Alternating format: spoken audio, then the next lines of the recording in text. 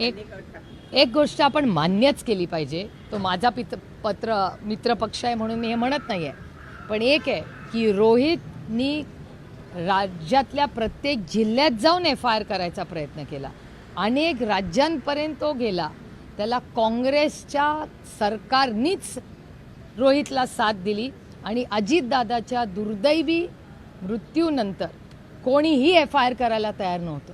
रोहित सगळ्यांच्याकडे जाऊन आला, सगळ्या सत्ताधाऱ्यांकडे जाऊन आला. रोहितला कोणी न्याय दिला नाही. रोहित पवारांना न्याय, अजित पवारांना न्याय हा काँग्रेस पक्षाने दिला. जेव्हा कर्नाटक सरकारने, जिथे काँग्रेसची सत्ता आहे, त्यांनी FIR केला.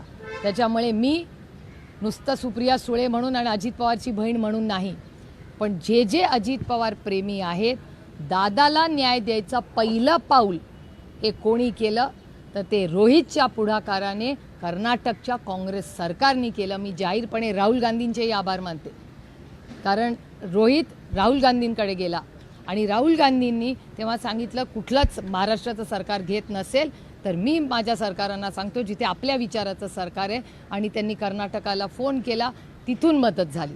त्याच्यामुळे कर्नाटक सरकार, राहुल गांधी आणि काँग्रेस पक्ष आणि रोहित पवार या सगळ्यांनी एकत्र काम करून दादाला पहिला न्याय कोणी दिला तर तो ह्या सगळ्या टीमनी केला. हे आपल्याला मान्यच करावं लागेल.